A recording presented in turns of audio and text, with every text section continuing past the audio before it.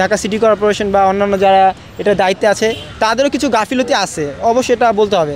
আমাদের একজন mayor change হলো, কিন্তু কি মশার যে সমস্যাটা সেটা কিন্তু চেঞ্জ হয় নাই। আমরা যদি সবাই পরিষ্কার থাকি, পরিবেশ সুন্দর রাখি, নোংরা না করি, তাহলে তো এই মশাগুলো তৈরি হতো না।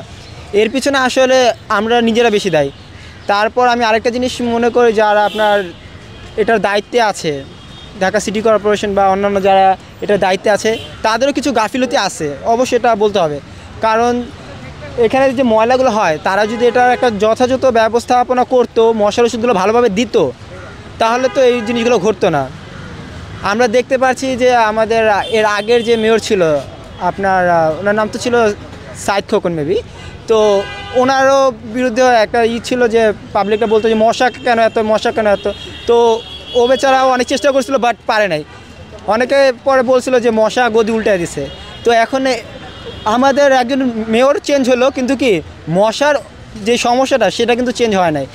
ওই প্রবলেম ওই জায়গায় রয়েছে, কিন্তু কি কোনো আমরা চেঞ্জ পাই নাই। এটা কে করবে? দায়িত্বটা তো আমাদের, কিন্তু আমরা কেউ এই দায়িত্বটা নিচ্ছি না। আমরা বলছি যে এই দায়িত্বটা ওর, ও বলছে না ওর, ও বলতেছে যে যারা টাকা পায় কাজ করে তাদের, কিন্তু আসল দায়িত্বটা কিন্তু আমাদের সবার।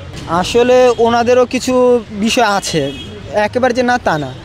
তাছাড়া যারা পথচারী আছে, এই জিনিসটা আপনারা একটু খেয়াল করবেন। ওনারা তো একজন দুইজন যারা আখের রস বিক্রি করে, কিন্তু পথচারী কিন্তু হাজার হাজার।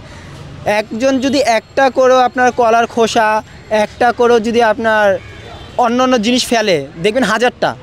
আমরা ওই একজনের বিরুদ্ধে যদি বলা যায়, কিন্তু কি ওই হাজারজন যারা করতেছে তাদেরটাও কিন্তু আমরা ছেড়ে দিতে পারি না। আসলে দিন শেষে সবারই দোষ।